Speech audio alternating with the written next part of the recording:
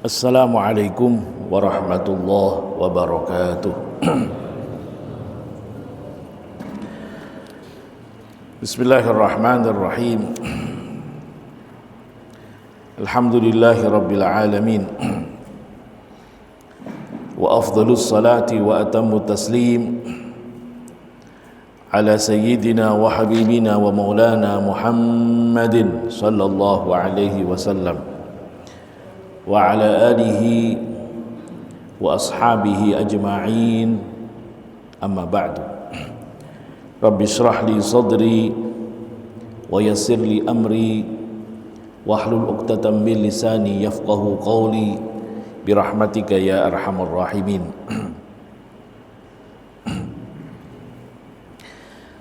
Bapak Ibu hadirin yang dimuliakan oleh Allah Subhanahu wa taala, pertama-tama marilah kita panjatkan puji syukur kita kepada Allah Subhanahu wa taala atas segala nikmat yang Allah berikan kepada kita semua, khususnya nikmat iman, nikmat Islam, nikmat mampu menunaikan ibadah kepada Allah Subhanahu wa taala, dan semoga seluruh ibadah kita diterima oleh Allah Subhanahu wa taala dan kita diberikan istiqomah sampai akhir hidup kita, amin ya rabbal alamin. Salawat ma'as salam semoga selalu dilimpahkan kepada junjungan kita baginda Nabi Muhammad sallallahu alaihi wasallam. Hadirin rahimakumullah,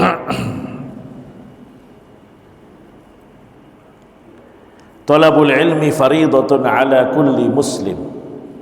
Itu hadis Rasulullah sallallahu alaihi wasallam.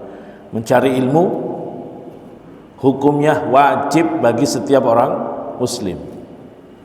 Seluruh ibadah kita harus didasari dengan ilmu. Ketika kita mau mengerjakan sholat, wajib kita mencari ilmunya sholat.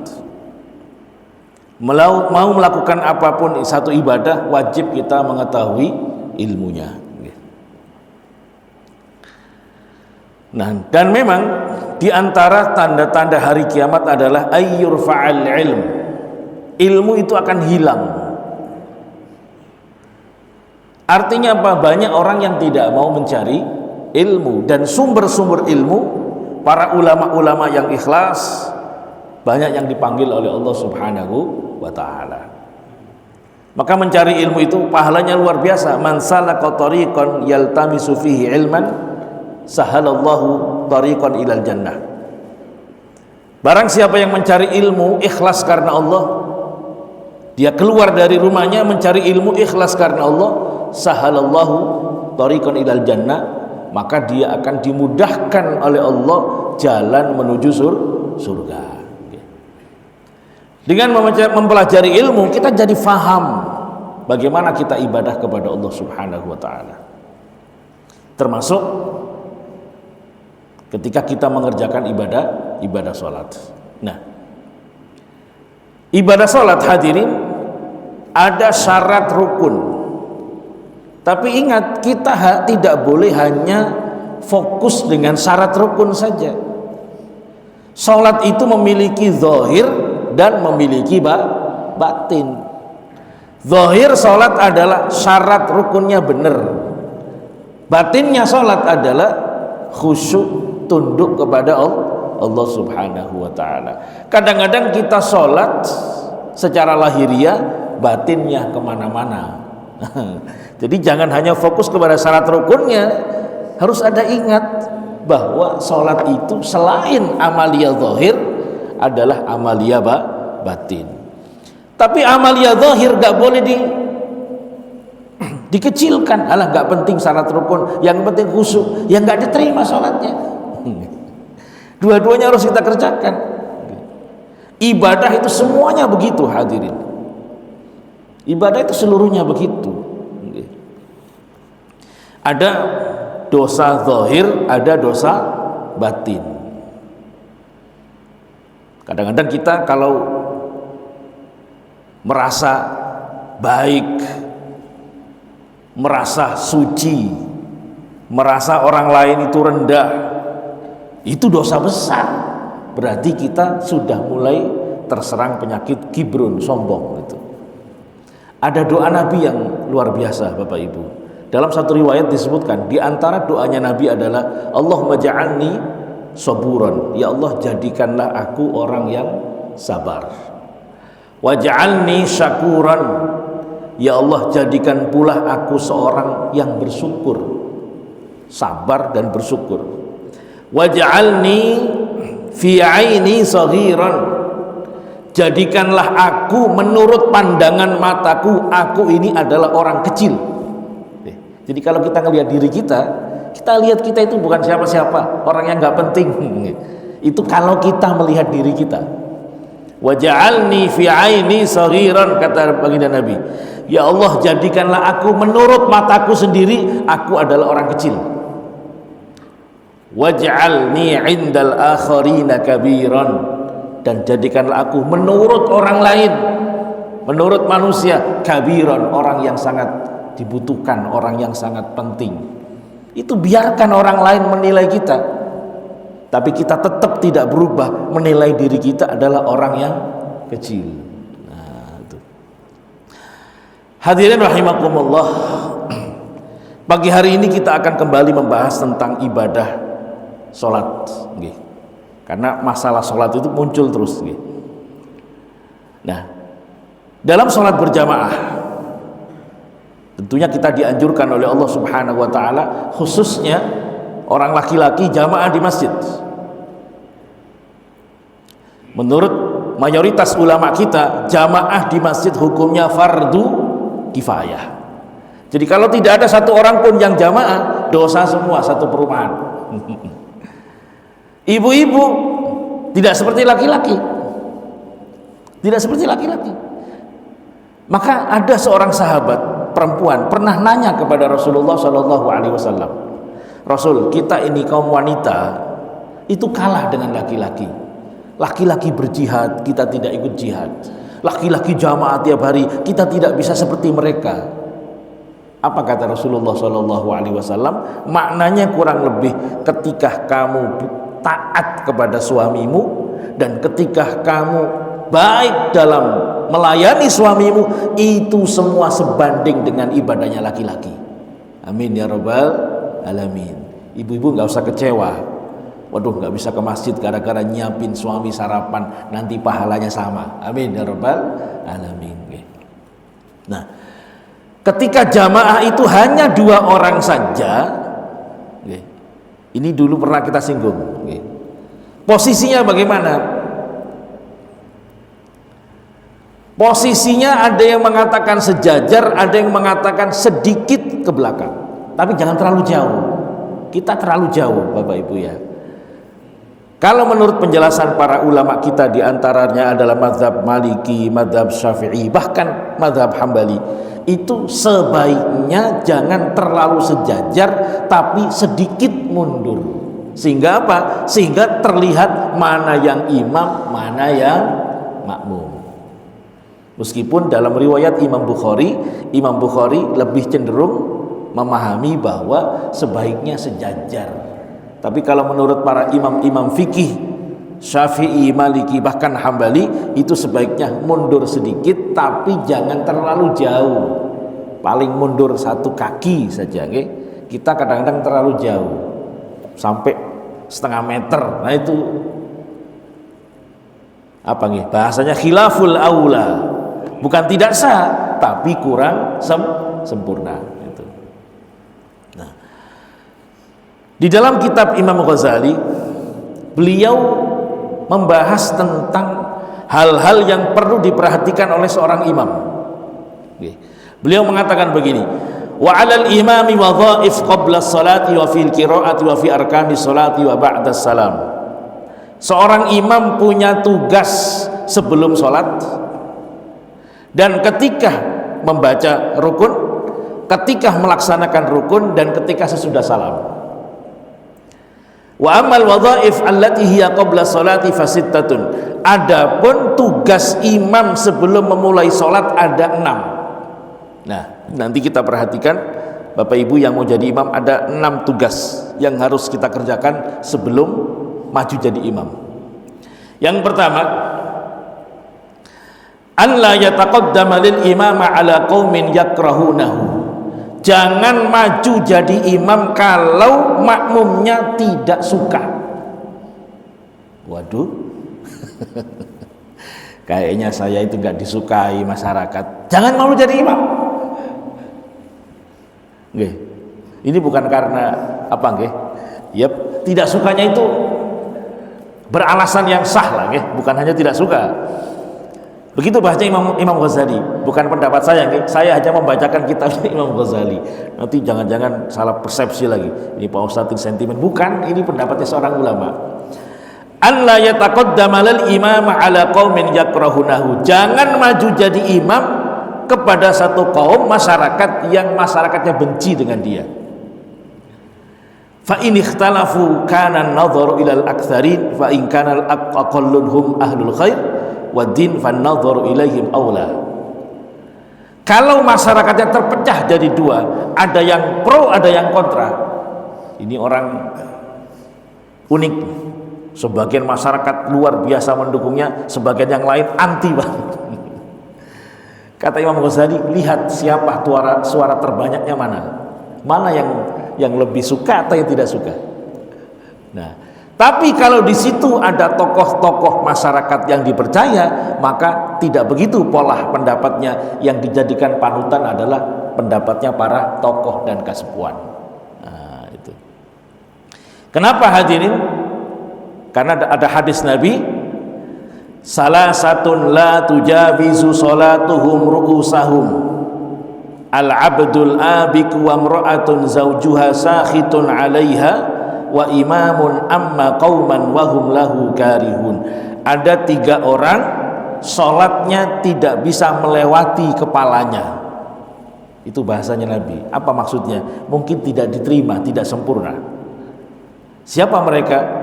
Al-abdul abik, hamba sahaya yang kabur dari majikannya. Jadi dulu, di zaman dulu ada namanya budak hamba sahaya, itu tidak boleh kabur, harus melaksanakan tugas-tugasnya, dan bagi majikannya wajib memenuhi seluruh kebutuhannya. Yang kedua adalah perempuan yang suaminya marah betul sama beliau. Seorang istri nyakitin hati suami terus, awas bu, itu sholatnya bisa nggak diterima oleh Allah. Suami datang nggak dikasih makan, baju nggak dicuci, dibiarin nganggur bayi suaminya itu.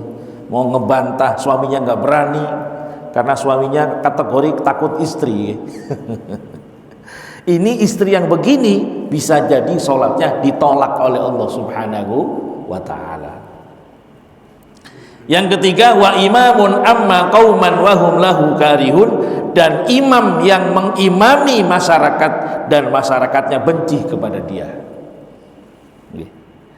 Jadi yang bermasalah imamnya, makmumnya sah, tapi yang bermasalah imamnya. Maka kita harus melihat diri kita, ini masyarakat kira-kira ridho nggak saya jadi imam. Jadi jangan langsung cukup maju aja jadi imam, tolak-tolak kanan kiri dulu. Ini adab seorang imam. Tapi hadirin, bagi makmum sah sholatnya. Karena menurut ulama kita, meskipun imamnya fasik, melakukan dosa besar, pelaku dosa besar, itu makmumnya sah. Apa di antara dalil-dalil yang digunakan?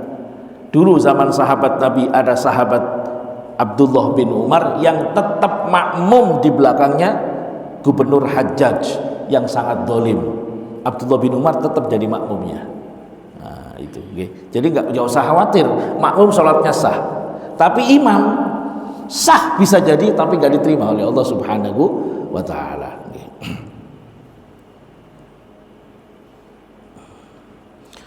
Fakadzalika yunha 'anit taqaddumati in kana wara'ahu man huwa afqahu minhu. Begitu juga jangan maju jadi imam, kata Imam Ghazali, kalau di situ ada orang yang lebih alim ilmunya. Wah, ini ada orang yang lebih pantas, maka dipersilakan beliau dulu. Baru kalau beliau tidak bersedia, siapapun boleh, asalkan memenuhi syarat menjadi seorang imam.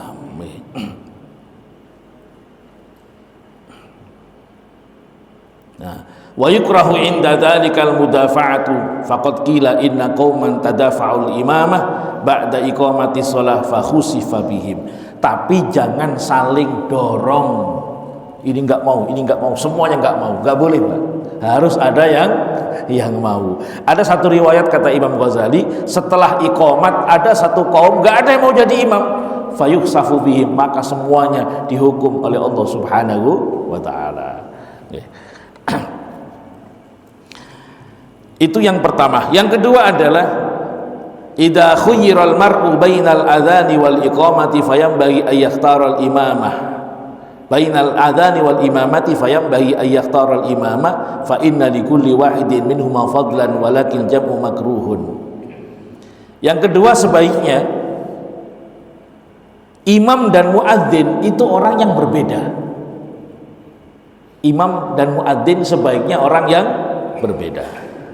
Tapi seandainya imam muadzinnya sama, ya boleh. Tapi sebaiknya imam dan muadzin adalah orang yang berbeda. Kemudian kalau kita disuruh milih antara jadi muadzin atau jadi imam, kata Imam Ghazali, yang afdal milih jadi imam. Nah, jangan diborong kabeh. Muadzin iya, qomat iya, imam iya, olak. Enggak ada orang lain. Maka sudah betul masjid itu punya muadzin dan punya imam, okay? Punya imam. Okay? Nah,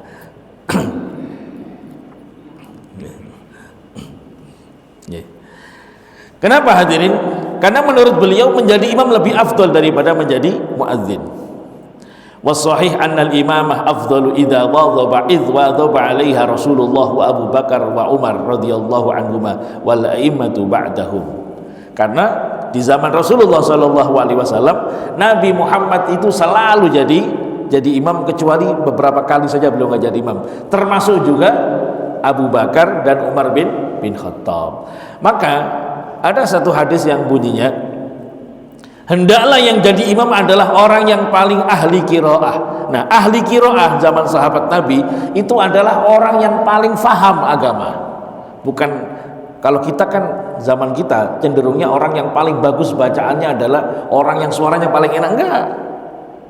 Di zaman Nabi itu Umar bukan yang paling enak suaranya, tapi beliau dianggap orang yang paling mumpuni ilmunya. Abu Bakar juga demikian, beliau bukan orang yang paling bagus suaranya, bukan, tapi orang yang dipandang paling hebat pemahamannya kepada Al-Quran. Jadi jangan pakai standar itu, Pak Imam ini suaranya bagus, enggak. Sebenarnya standarnya adalah beliau orang yang katakanlah antara ilmunya dan amalnya itu sama, gitu ya. Aqra'uhum.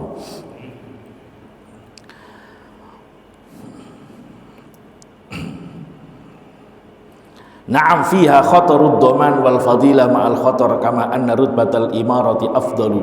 Memang jadi imam itu ada bahayanya. Kenapa? Karena dia menanggung sholatnya makmum.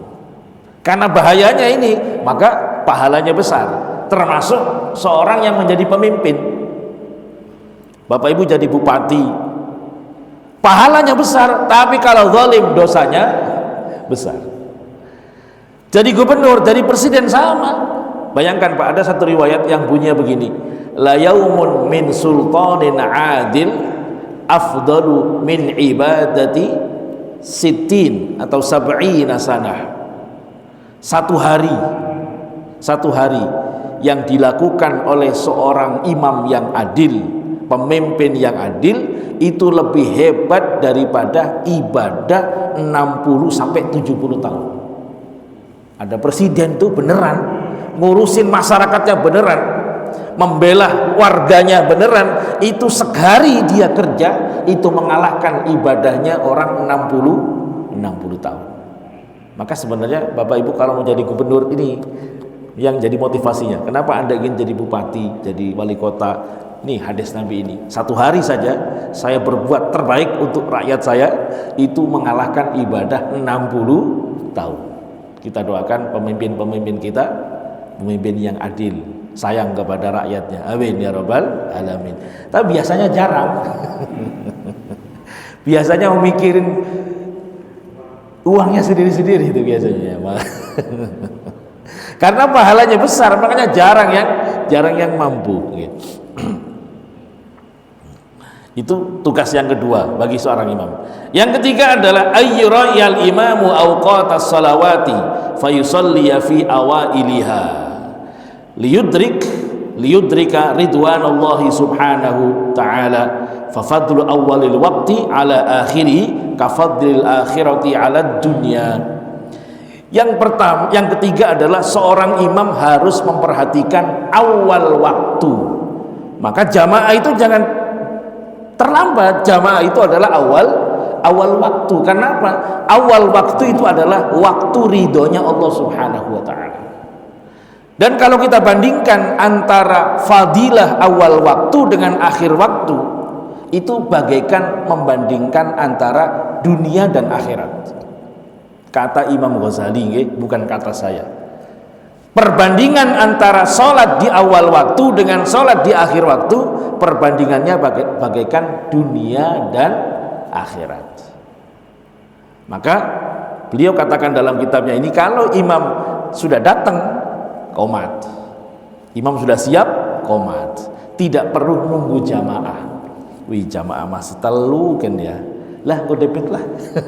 Nunggu banyak enggak? Awal waktu yang kita perhatikan.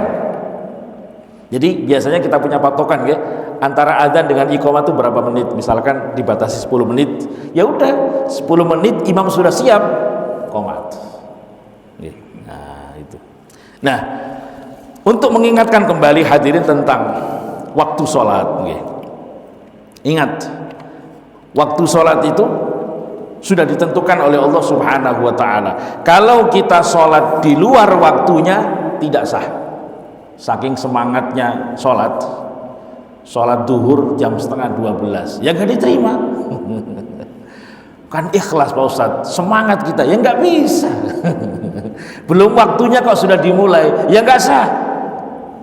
Tapi kalau waktunya habis, dosa. Itu waktu sholat. Sebelum waktunya dikerjakan, tidak sah. Setelah waktunya habis, berdosa kita. Nah, diterangkan hadirin jamaah rahimakumullah, mengingat kita kembali waktu sholat. Yang pertama zuhur, wa awwalu waqtiha zawalu syams, wa akhiruhu idza sara ilal isfar, wa fil jawazi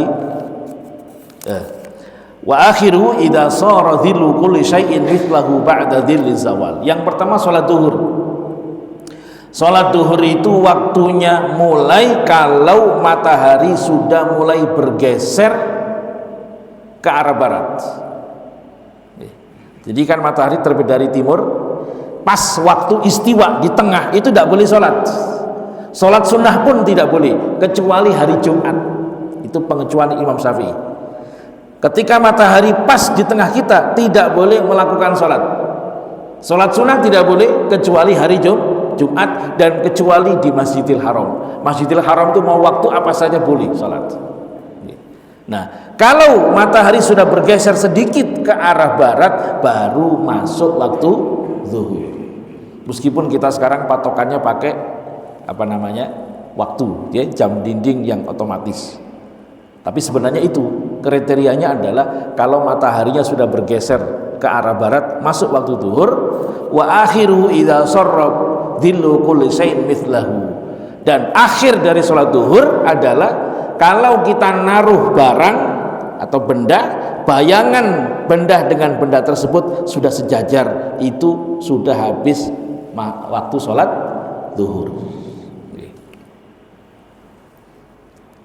Bukan nanti di zaman akhir itu semua teknologinya macet semua Pak, misalkan di zaman akhir, wallahu alam bisa jadi, entah terjadi apa, semua teknologi macet, jam dinding gak ada misalkan. Bagaimana kita mengetahui waktu sholat itu tadi?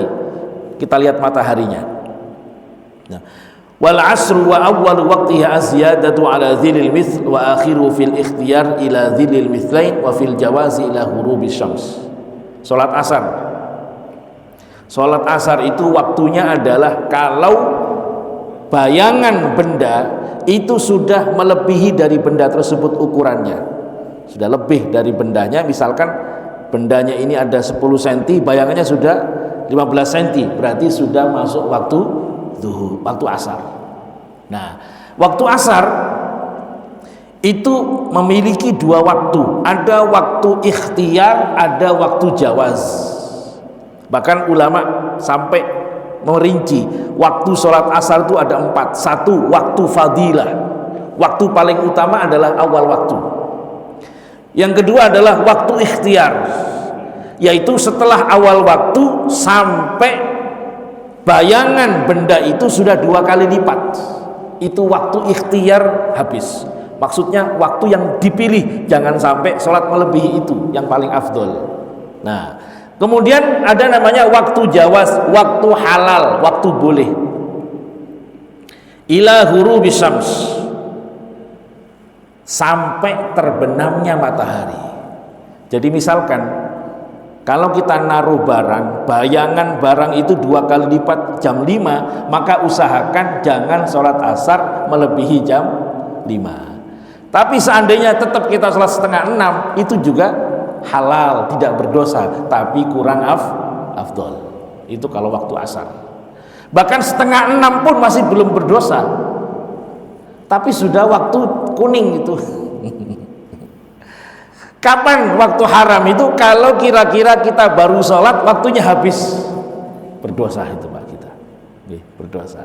Dan ukuran kita mendapati sholat adalah man adraka minas subhi raq'atan qabla an tatul asyamsu faqad adraka subha wa man adraka raq'atan minal asri qabla an taghruba syams faqad adraka al asrah. Barang siapa yang mendapati 1 rakaat sebelum matahari terbenam, maka dia sudah melaksanakan sholat asar, tidak berdosa.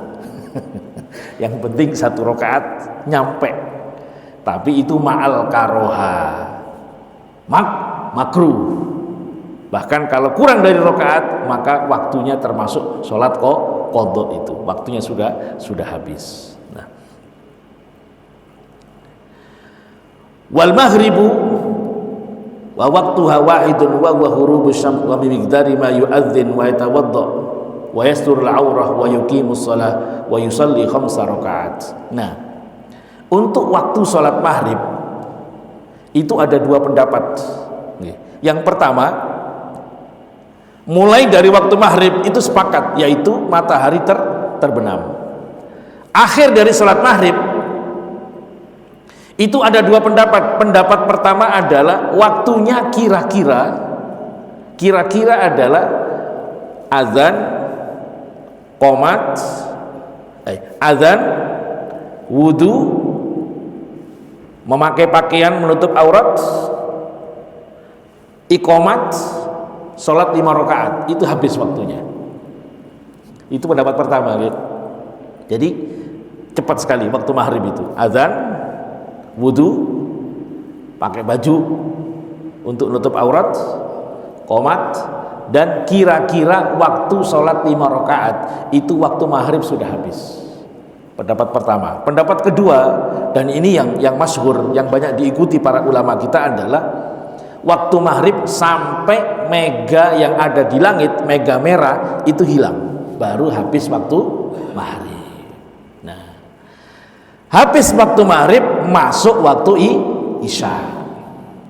Nah, isya sama dengan tadi, sama dengan asar. Dia memiliki waktu ikhtiar dan memiliki waktu jawaz. Berarti kalau kita pecah, ada waktu fadilah, ada waktu ikhtiar, ada waktu halal tidak makruh, dan waktu halal makruh. Satu lagi waktu haram, 5 berarti. Yang pertama waktu fadilah, awal waktu. Yang kedua waktu pilihan, yaitu kapan? Waktu awal waktu habis sampai dengan 1/3 malam, itu waktu ikhtiar. Jadi kita punya komitmen jangan mengakhirkan sholat isya melebihi waktu ikhtiar, yaitu apa? Kalau sudah berjalan 1/3 malam. Jadi misalkan sepertiga malam itu jam 12, usahakan jangan sholat isya di atas jam 12. Tapi di atas jam 12 itu masih masuk waktu jawaz, waktu bukan pilihan tapi waktu halal, waktu boleh sampai terbit fajar. Kalau sudah terbit fajar namanya waktu haram. Berarti kalau kita ketiduran, Bapak Ibu, ketiduran bangun jam 2 malam, itu ya salat isya, masih belum berdosa, tidak berdosa, waktunya masih masuk waktu jawaz. Bangun jam 3 ya salat jam 3. Bangun jam 4 lebih 10 menit, waktu haram itu, ketinggalan kita. Gitu. Dan terakhir subuh. Nah, sholat subuh juga sama, dia punya waktu kayak tadi, waktu ikhtiar dan waktu jawaz. Waktu ikhtiar adalah mulai terbit fajar dan waktu ikhtiar sampai sudah mulai agak terang sedikit, mulai agak menguning. Nah, ini sudah habis waktu ikhtiar. Waktu jawaz sampai terbit matahari. Pas terbit matahari nggak boleh sholat, kecuali sholat punya sebab, kecuali sholat qadha, okay? Sholat sunat tidak boleh. Jadi saya ulangi lagi, kalau matahari pas terbit jangan buru-buru sholat sunat, tunggu sampai kira-kira mataharinya keluar semua, kemudian naik sedikit, baru kita mengerjakan sholat. Apakah itu sholat isyraq ataupun sholat duha, jangan buru-buru pas matahari terbit, itu tidak boleh sholat, tidak boleh sholat. Nah, kita kembali lagi Bapak Ibu yang dimuliakan oleh Allah. Tadi syarat imam adalah perhatikan awal waktu fadilah. Jadi mengerjakan jamaah itu kita usahakan ada di pada waktu fadilah, waktu utama. Yang keempat ayya umma mukhlishan lillahi azza wa jalla wa muaddiyan amanatallahi ta'ala fi taharatihi wa jami'i syuruti salatihi. Yang keempat, imamilah dengan ikhlas dan perhatikan betul, amanahlah dalam bersuci dan amanahlah dalam melaksanakan syarat rukunnya salat. Diperhatikan wudunya, perhatikan sarungnya apakah suci atau tidak, perhatikan bajunya, dan perhatikan syarat rukunnya. Amanalah ketika menjadi supir. Nah, jangan kecelakaan. Itu maksudnya. Nah, amal ikhlas fabi an la yakhud 'alaiha ujratan. Dan diantara indikasi ikhlas adalah jangan minta bayaran ketika jadi imam. Waduh, berat ini Pak, ini ulama dulu ya. Tapi Indonesia masih melaksanakan ini. Saya kira di Indonesia tidak ada imam yang dapat bayaran kecuali masjid-masjid tertentu. Gratisan semua, ikhlas. Tapi kalau di Timur Tengah, di Saudi Arabia, Masya Allah, itu gajinya besar. Jadi orang Indonesia lebih hebat itu Pak, lebih ikhlas jadi imamnya. Masya Allah, ada ribuan dolar itu. Ada seorang qori, seorang yang hafiz dari Banten, imam di Uni Emirat Arab. Itu gajinya kalah lah gaji KS mah. Jadi imam. Tapi kalau Imam Ghazali memfatwakan jangan minta bayaran kalau jadi imam. Ulama-ulama dulu begitu. Nah, yang kelima adalah alla yukabbir hatta tastawi sufuf falyaltafit yaminan wa shimalan. Jangan memulai takbir sehingga softnya sudah benar. Itu ya adabnya. Ini sering kita lupakan. Jadi beliau mengatakan seorang imam disunahkan menengok kanan kiri, tengok kanan kiri dulu. Barangkali di belakangnya masih ada soft yang kosong. Masuk Pak, silakan diisi gitu ya. Nah, baru kalau softnya sudah kita rasa sudah pas, baru kita mulai takbir. Dan ini adab-adab saja nih. Orang-orang yang di belakang imam itu adalah orang yang siap jadi imam. Nabi kan bersabda begitu, liyani dzul hilmi wan nuha, hendaknya yang istilahnya di belakang saya adalah orang-orang yang sudah baligh dan berakal. Maksudnya apa? Akalnya itu orang yang hebat, mampu dia untuk menggantikan Nabi ketika kalau seandainya Nabi mundur. Nah, jadi mohon anak kecil jangan diajak di belakang imam. Dalam penjelasan seorang ulama, shaf paling baik adalah shaf pertama. Itu dulu zaman sahabat itu rebutan, Pak. Bahkan kalau sampai buntu, rebutannya buntu, itu sampai diundi. Wah, ini misalkan shaf pertama itu cukup 10 orang, yang datang 12 orang, harus ada yang diundi itu supaya dia shaf kedua. Kalau kita sekarang mah enggak. Datang itu shaf belakang yang dipilih itu. Harusnya itu shaf pertama itu kalau kita tahu pahalanya, itu pasti kita akan berebut, bahkan siap untuk diundi. Kalau tahu pahalanya, itu yang terbaik. Nah, lalu siapakah shaf pertama yang paling baik? Ya yang paling dekat dengan imam. Yang paling dekat dengan imam itu yang paling afdal. Maka adab saja, usahakan di belakang imam itu adalah orang-orang yang seandainya imamnya batal, dia siap jadi imam. Orang-orang yang faham, kadang-kadang imamnya salah, belakangnya nggak ngerti, nggak baca subhanallah. Yang belakang bingung ya. Nah, itu yang kelima. Yang keenam, ayyarfa'a sautahu bi takbiratil ihram wa sa'irit takbirat wa la yarfa'ul ma'mum sautahu illa bi qadri ma yasma'u nafsah atau yusmi'u nafsah. Yang keenam adalah keraskan suaranya pada takbiratul ihram dan takbir-takbir yang lain. Nah, itu adab imam. Jangan imam takbir pelan banget, makmumnya nggak ada yang kedengeran. Nah, jadi imam itu takbirnya dikeraskan ketika takbiratul ihram dan ketika takbir-takbir yang lain, dan bacaannya maksudnya ya takbir Fatihahnya keras ya, dan bacaan takbir-takbir yang lain. Adapun makmum jangan mengeraskan suaranya kecuali terdengar untuk dirinya sendiri. Nah, ini kadang-kadang yang sering terjadi pas sholat tarawih itu semuanya keras. Allahu Akbar, Allahu Akbar. Buat apa itu? Makmum itu nggak usah begitu. Makmum itu cukup memperdengarkan dirinya sendiri. Kecuali misalkan butuh mubaligh, orang yang menyampaikan suara imam. Tapi kalau soundnya sudah bagus kan nggak perlu, Pak. Kalau soundnya sudah bagus nggak perlu lagi mubaligh. Bahkan mubalighnya suaranya lebih pelan daripada imam. Jadi kalau memang nggak perlu mubaligh, orang yang menyampaikan suara imam ya tidak perlu. Kalau misalkan soundnya sudah bagus, makmumnya dengar suara imam, maka semua makmum jangan mengeraskan suara kecuali yang terdengar oleh dirinya sendiri.